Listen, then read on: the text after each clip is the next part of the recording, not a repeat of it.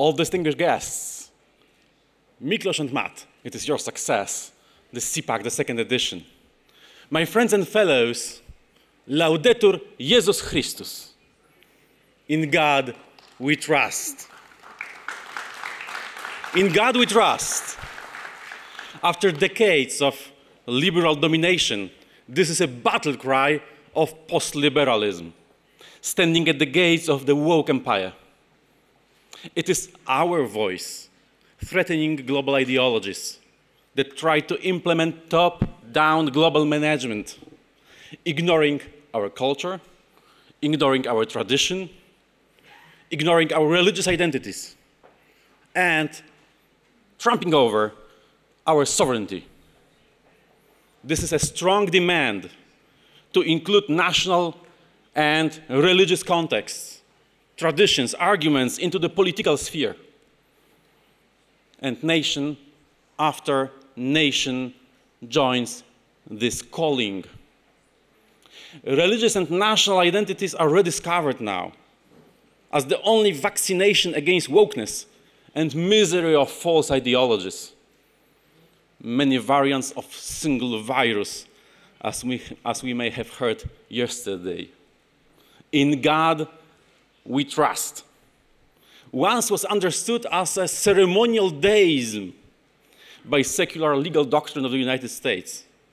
Today, it regains its original meaning, bringing back all the creative identity of Judeo-Christian civilization.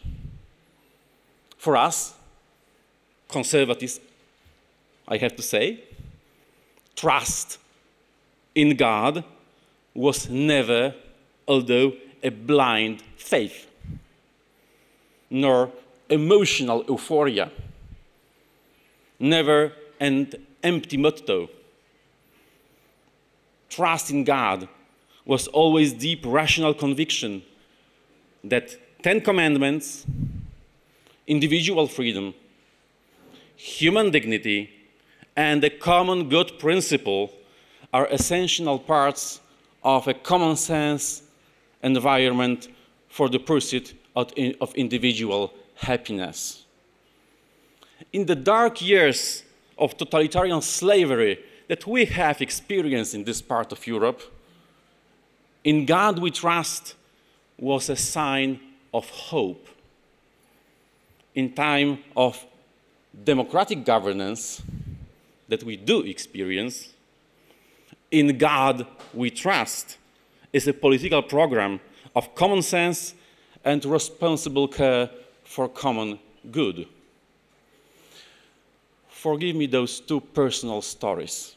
In 1949, when my grandfather was imprisoned by Soviets in occupied Poland just because he was an entrepreneur doing business as many of you do, what was left to us? In God we trust, as a motto of perseverance. Then, in 1981, the Solidarity movement was crushed with tanks and guns. My father was taken away from our home by security services at midnight as a dangerous academic opponent of communist theories. And what was left to us? In God we trust, as a strong political voice and hope of 10 million members of Solidarity. What was an experience of my family is today an experience of many victims of woke ideology. In the modern world, academics again are suspended and dismissed, this time for critical approach to gender fluidity. Entrepreneurs again are charged and persecuted for not following radical left policies. Pro-life campaigners are imprisoned for peaceful public prayers on the public squares. What is then left to us?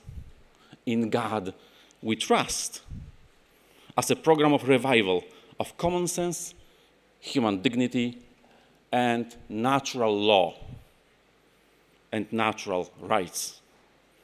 Hungary and Poland may serve as an examples that in God we trust is not only a battle cry of post-liberal times, but is an effective and, in fact, the only way to preserve the cultural heritage of Europe. Liberal experiments of democracies founded on secular reasoning only, without any higher standards of natural rights, any unalienable principles of human dignity, produced modern neo-totalitarian woke states. We all observed as newly emerging so-called rights like right to abortion, right to protection against hate speech, children's right to transition, take precedence over well-established natural rights, right to life, freedom of speech, protection of family, natural parental rights. This way, woke rights revolution takes down precious natural rights and liberties that our ancestors around the globe were fighting for. This way, the prophecy of John Paul II from the encyclical Centesimus Annus resonates in our days. Democracy without values easily turns into open or thinly disguised totalitarianism. To bring the values back to our democracies, we need a renewed national and world politics with leaders brave enough to honestly gather the nations around the motto, "In God we trust," openly articulated the program of God, homeland, and family. I am well aware that old liberals tremble with disgust when religious arguments are brought to the public forum of democratic states. But look, democratic support supports this inclusive approach. Inclusiveness of religion produces societies more involved and more focused on common good. Societies of those who internalize responsibility with all the power of deeply religious motives. At the same time, liberal regimes without religious, national, and cultural foundations experience the destruction of basic social structures. For years, modern politics sterilized public sphere of religious arguments. Liberal states and international organizations like United Nations tend to accept without a second thought a narrow perspective of secularism as the only platform of cooperation between diverse nations and cultures.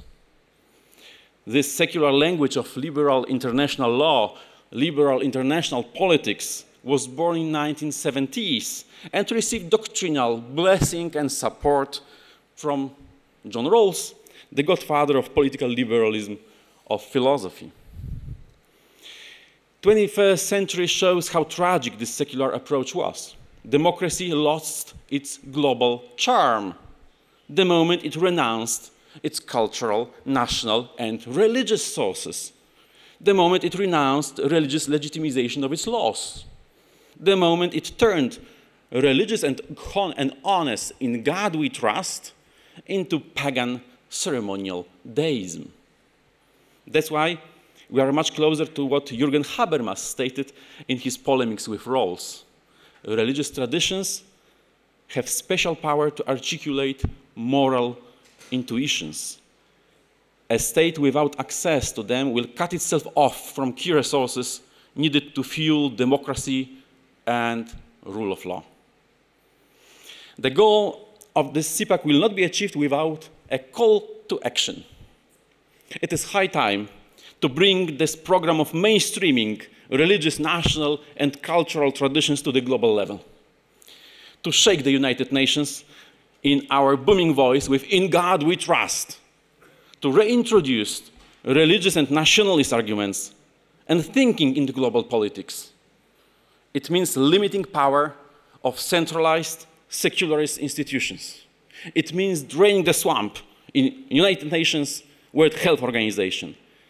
It may be the end of the World Economic Forum as well. But it also means respectful dialogue and peace, and stronger involvement of religions, cultures, nations, and peoples in the global policy-making process. It means battle against plans of global management and marginalization of nation-states. And as environmentalism seems to be the most developed tool now of unification and top-down global management, dominated by progressive global players, it should be our first battleground. We need to strike down ineffective global management of environmental policies that undermine development of our countries, jobs, and especially harms developing countries of the global south. Instead, we should turn to the regional, cultural, and religious heritages, with their special force capable of bottom-up and peaceful transformation of societies, disseminating attitude of responsible, conservative care for the natural environment. There is also an urgent need to define a catalog of fundamental religious principles regarding the relationship between man and the natural environment, covered by the broadest consensus of great cultures and civilizations as part of this global strategy of battling the global policies. In God we trust should become a global pact of the diverse, independent, yet unified. In God we trust, so we may say, united we stand.